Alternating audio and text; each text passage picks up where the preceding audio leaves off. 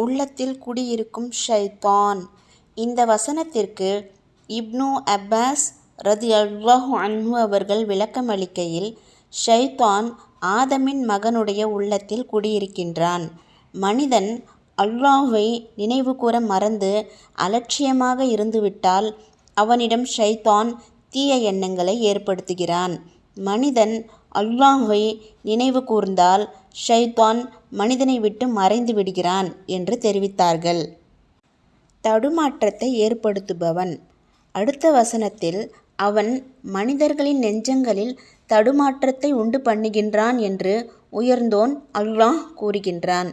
இங்கு மனிதர்களின் நெஞ்சங்களில் ஃபீ சுதூரின் நாஸ் என்பது வெளிப்படையாக தெரிவதைப் போன்று மனிதர்களை மட்டுமே குறிக்குமா அல்லது மனிதர்கள், ஜின்கள் ஆகிய இரு இனத்தாருக்கும் பொருந்துமா என்பதில் இருவேறு கருத்துக்கள் காணப்படுகின்றன. மனிதர்களை மிகைப்படுத்தி அந்நாஸ் என குறிப்பிடப்பட்டிருந்தாலும் ஜின்களும் இதில் அடங்குவோராக இருக்கலாம். மேலும் ஜின் மற்றும் மனிதர்களில் உள்ளவன்தான் அவன் எனும் அடுத்த இறுதி வசனம் முந்தைய வசனத்திற்கு விளக்கமாக அமையுமா? அதனால்தான் இறுதி வசனத்தில் ஜின் மற்றும் மனிதர்கள் என அல்லாஹ் விவரிக்கின்றானா? ஆம் என்றால் இது இரண்டாவது கருத்தை வலியுறுத்துவதாக அமையும். இதன்படி மனிதர்கள், ஜின்கள் ஆகிய இரு இனத்தாரின் நெஞ்சங்களிலும் ஷைத்தான் தடுமாற்றத்தை உண்டு பண்ணுகின்றான் என வசனத்தின் பொருள் அமையும். மனித மற்றும் ஜின் ஷைத்தான்கள். வேறு சிலர் இந்த இறுதி வசனம் மனிதர்களின் நெஞ்சங்களில் தடுமாற்றத்தை உண்டு பண்ணுவோர் யார் என்பதற்கு விளக்கமாகும் என்று கூறுகின்றனர். இதன்படி மனிதர்களின் நெஞ்சங்களில் ஊசலாட்டத்தை ஏற்படுத்தும் ஜின் மற்றும் மனிதர்களின் தீங்கிலிருந்து பாதுகாப்பு கோருகிறேன் என பொருள் அமையும். பின்வரும் இறைவசனமும் நபிமொழியும் இதையே குறிப்பிடுகின்றன. இவ்வாறு ஒவ்வொரு நபிக்கும் மனிதர்களிலும் ஜின்களிலும் உள்ள ஷைத்தான்களை எதிரிகளாக நாம் ஆக்கினோம். ஏமாற்றுவதற்காக அவர்களில் ஒருவர் மற்றவரிடம் கவர்ச்சியான வார்த்தைகளை கூறுவர். மனிதர்களிலுமா?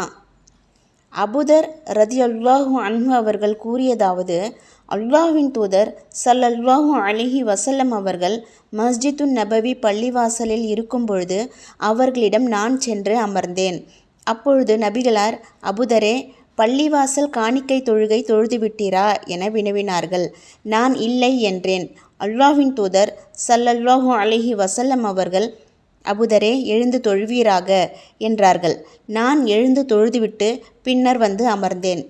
அப்பொழுது அல்லாஹ்வின் தூதர் ஸல்லல்லாஹு அலைஹி வஸல்லம் அவர்கள், அபூதரே, மனிதர்களிலும் ஜின்களிலும் உள்ள ஷைத்தான்களின் தீங்கிலிருந்து அல்லாஹ்விடம் பாதுகாப்பு கோருவீராக என்று கூறினார்கள். நான், அல்லாஹ்வின் தூதரே, மனிதர்களிலும் ஷைத்தான்கள் உண்டா என்று வினவினேன். அதற்கு அவர்கள், ஆம், உண்டு என்று பதிலளித்தார்கள்.